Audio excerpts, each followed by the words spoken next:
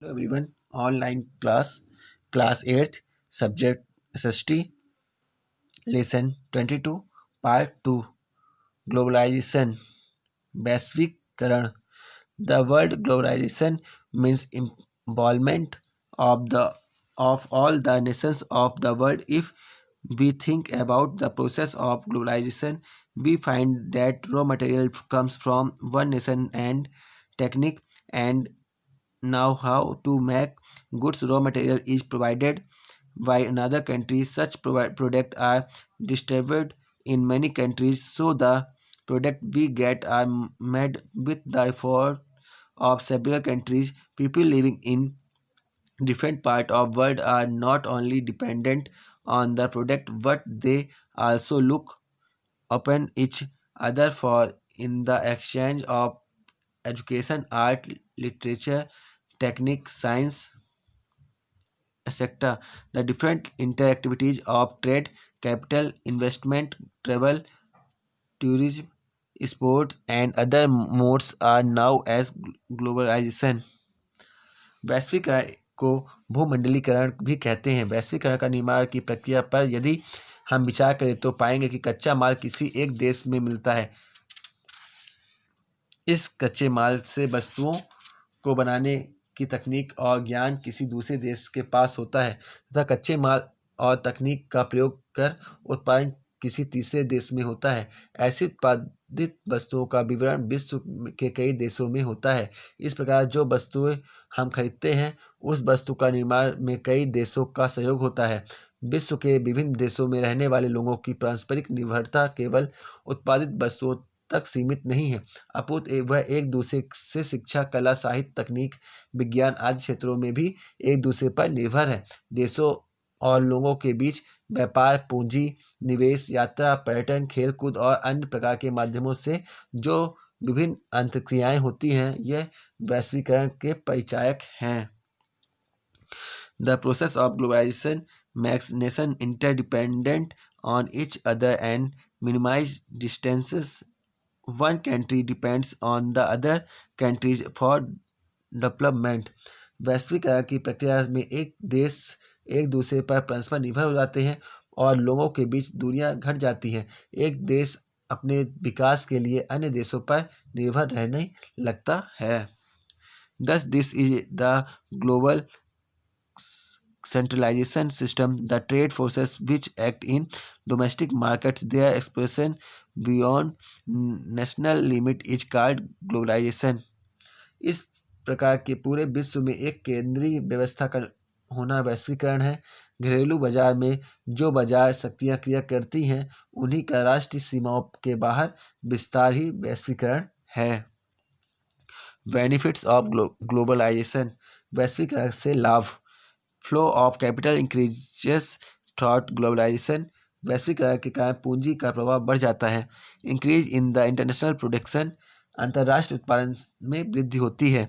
Growth of international cooperation and competition. अंतर्राष्ट्रीय सहयोग और प्रतियोगिता का विकास होता है. Multinational companies have vital role in globalization. The multinational companies are such companies which trade in many countries. Many multinational companies are successfully working in India too. Multinational companies have set up various industries and invested capital in our country. वैश्वीकरण में बहुराष्ट्रीय कंपनियां की भूमिका महत्वपूर्ण होती है. बहुराष्ट्रीय कंपनियां वह कंपनियां होती हैं जिनका कारोबार एक देश से अधिक कई देशों में होता है. भारत में जो विश्व की अनेक बहुराष्ट्रीय कंपनियां सफलतापूर्वक कार्य कर रही हैं. बहुराष्ट्रीय कंपनियों ने भारत में काफ़ी उद्योग स्थापित किए हैं और तथा पूंजी निवेश भी किया है. Adverse impact of globalization. वैश्वीकरण का प्रतिकूल प्रभाव. Negative impact on domestic industries. With the arrival of multinational companies under globalization, domestic industries have failed to keep pace with them and almost are on the verge of extinction. घरेलू उद्योगों पर नकारात्मक प्रभाव। वैश्वीकरण के अंतर्गत शक्तिशाली बहुराष्ट्रीय कंपनियों के आगमन से कमजोर घरेलू उद्योग बहुराष्ट्रीय कंपनियों के साथ प्रतिस्पर्धा न कर पाने के कारण धीरे धीरे समाप्त हो रहे हैं। Disparity in income distribution due to closure of domestic industries, unemployment increases and it creates a disparity in the distribution of income. आय वितरण की विषमता। घरेलू उद्योगों की समाप्ति के कारण रोजगार के अवसर में कमी आई, जिससे आय वितरण की विषमता की खाई अधिक चौड़ी हो रही है। स्प्रेड ऑफ कंज्यूमर कल्चर, उपभोक्तावादी संस्कृति का प्रसार। The aggressive publicity methods of multinational companies have promoted the consumer culture. उपभोक्तावादी संस्कृति का प्रसार। बहुराष्ट्रीय कंपनियों के आक्रमण प्रचार प्रसार शैली ने देश में उपभोक्तावादी संस्कृति का प्रसार किया है। ग्लेट ऑफ लग्जरी प्रोडक्ट, विलासितापूर्ण वस्तुओं का भरमार। Due to globalization, the luxury products are in plenty in comparison to the utility product made in the country. वैश्वीकरण के परिणामस्वरूप आज देश में आम उपभोग की वस्तुओं की तुलना में विलासितापूर्ण वस्तुओं की भरमार हो गई है। The globalization lays focus on two areas: liberalism and privatization. Liberalization means to easy law and promote multinational companies to invest money in country in the industries, service sector and trades. Preservation means to allow the private companies to produce goods which were not allowed earlier. The handing over the government companies and their wealth to private companies for smooth running is also a part of globalization. वैश्वीकरण दो क्षेत्रों पर बल देता है: उदारीकरण और निजीकरण। उदारीकरण का अर्थ है औद्योगिक सेवा क्षेत्र और व्यापार में संबंधित नियमों एवं कानूनों के बंधनों को ढील देना और विदेशी कंपनियों को घरेलू क्षेत्र में व्यापारिक और उत्पादन इकाइयों लगाने हेतु प्रोत्साहित करना। निजीकरण का अर्थ है कि निजी क्षेत्रों की कंपनी को उन वस्तुओं और सेवाओं के उत्पादन की अनुमति प्रदान करना जिनकी पहले अनुमति नहीं थी। इसमें सरकारी क्षेत्र की कंपनियों की संपत्ति एवं संचालन को निजी क्षेत्र को सौंपने भी सम्मिलित है।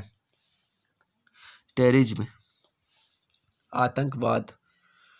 In the 21st century, terrorism is getting global. The last 20 years have witnessed sharp increase in the terrorist activities. 21वीं शताब्दी में आतंकवाद वैश्विक होता जा रहा है। विगत 20 वर्षों में विश्व में आतंकवादी घटनाओं में तेजी से वृद्धि हुई है। Terrorism is an illegal forceful means to achieve desired goals. आतंकवाद अपने वांछित उद्देश्यों की पूर्ति के लिए प्रयोग किए जाने वाला बलपूर्वक गैर कानूनी तरीका है। The terrorists indulge in violent act to disturb peace and uproots the law and order of a country. Terrorism is a crime against democracy and humanity. The terrorists least care about their lives and create chaos, resort to cruel means against human beings and believe in bloodshed and destruction. They believe in bullet against ballot system. They resort to act like hijacking airplane attacks, murders, terror tactics and स्क्लॉडिंग। शांति व्यवस्था भंग करना एवं शासन को उखाड़ फेंकने का उद्देश्य से आतंकवादी हिंसात्मक गतिविधियां करते हैं। आतंकवाद लोकतंत्र और मानवता के विरुद्ध अपराध है। आतंकवादी अपने जीवन की परवाह न करते हुए मानव जीवन के विरुद्ध क्रूरता का प्रभाव करते हैं तथा चारों ओर रक्तपात, विनाश एवं अराजकता पैदा करते हैं। यह बैलेट मतपत्र के विरुद्ध बुलेट गोली के सिद्धांत में विश्वास करते हैं। यह विमान अपहरण, आक्रमण, हत्याएं, आतंक, डांट डपट आदि का सहारा लेते हैं। Many a times edged by religious fanaticism, that terrorists go on killing innocent people for no reasons. Why their activities they create rift in nation and society. Therefore, it can be said that the terrorists indulge in activities like spreading terror, killing people, creating terror in society to achieve their goals. When the terrorists get support and promotion from some foreign country, it is called sponsored and supported terrorism. The terrorist by killing single person try to fighting 10 people. This is a new technique of physiological war. They target leaders, institution, police, army, as all of these are the symbol of a state, by creating feeling of insecurity among the people. They make abortive attempts to damage the government machinery. The terrorist spark of communal violence and hatred in the name of religion. All Qaeda has spread terrorist activities on global level. The terrorists of this group hijacked a plane and demolished the World Trade Center in New York on 11 September 2001। कई बार आतंकवाद धार्मिक उन्माद से ग्रस्त होकर निर्दोष लोगों की जान लेने के लिए कार्य करते हैं। अपनी गतिविधियों द्वारा आतंकवाद समाज और देश में अलगाव पैदा करते हैं। इसी प्रकार कहा जा सकता है कि आतंकवाद निर्दोष लोगों की हत्या और समाज में दहशत फैलाकर गैर कानूनी तरीकों से अपने उद्देश्यों की प्राप्ति के लिए किए जाने वाले कार्य करते हैं। जब आतंकवादियों को किसी बाहरी देश का सहयोग और प्रोत्साहन मिलता है तो उसे विदेशी राज्य द्वारा प्रायोजित और समर्थित आतंकवाद कहते हैं। आतंकवादी एक व्यक्ति को मारकर 10 लोगों को डराना चाहते हैं। यह मनोवैज्ञानिक युद्ध की एक तकनीक है। यह नेताओं, संस्थाओं और पुलिस, सैनिक आदि पर हमला करते हैं क्योंकि यह सब राज्य सत्ता का प्रतीक है। वह जनता में असुरक्षा की भावना पैदा कर सरकार एवं व्यवस्था को बिखारने का प्रयास करते हैं। आतंकवाद मजहब का नाम पर सांप्रदायिक हिंसा और घृणा फैलाते हैं। अल-कायदा नामक आतंकवादी संगठन बनाकर विश्व स्तर पर आतंकवादी हमले एवं गतिविधियां की जा रही हैं। इसी संगठन के आतंकवादियों द्वारा 11 सितंबर 2001 को अमेरिका के न्यूयॉर्क में वर्ल्ड ट्रेड सेंटर को एक अपहरित विमान टकराकर ध्वस्त किया गया था। टेररिस्ट एक्टिविटीज, आतंकवादियों के कार्यों का स्वरूप। The activities of terrorist are anti government and against society. आतंकवादियों के कार्य राज्य और समाज के विरुद्ध होते हैं। They have political goals. इनके कार्यों का राजनीतिक उद्देश्य होता है। Their activities are illegal and against law. आतंकवादी सामान्य जनता में भय पैदा करते हैं। The terrorist create terror among people. आतंकवादी अपने कार्यों को हिंसक तरीके से करते हैं। The terrorist resort to violent means. आतंकवादी बुद्धिसंगत विचार को समाप्त कर देते हैं। Terrorism kills the logical thinking.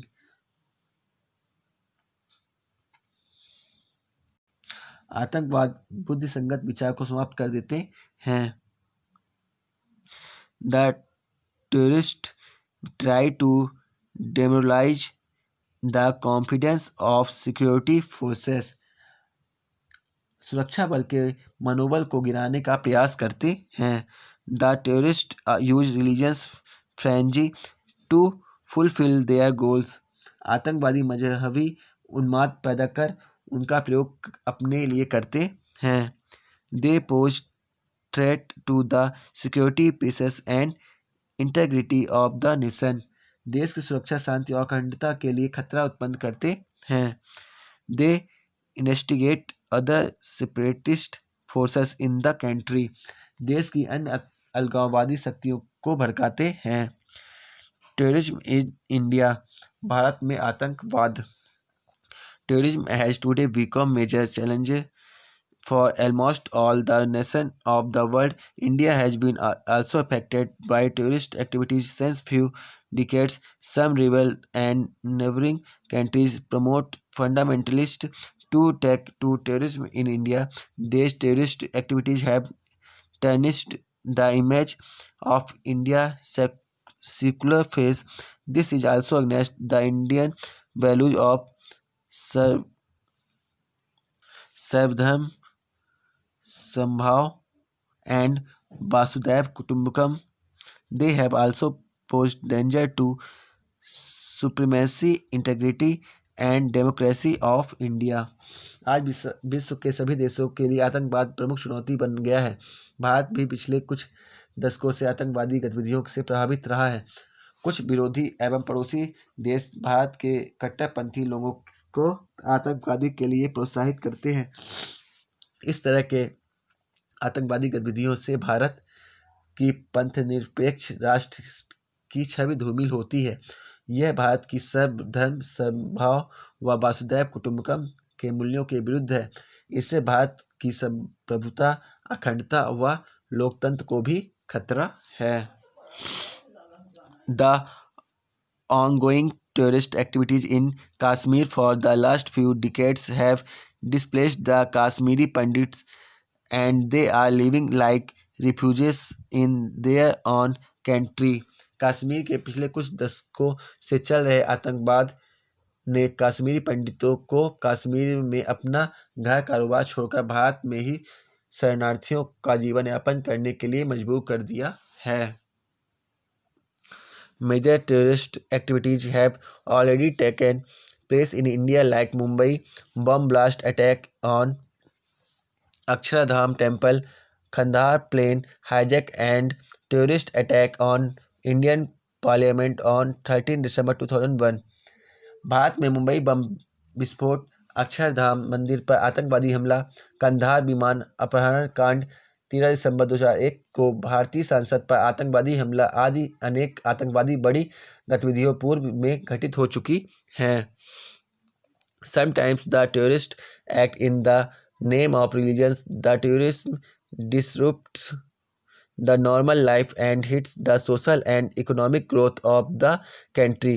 India government and people have always opposed terrorism. India is determined to safeguard its unity and integrity. कभी कभी आतंकवाद धर्म के नाम पर कार्यवाहियाँ करते हैं।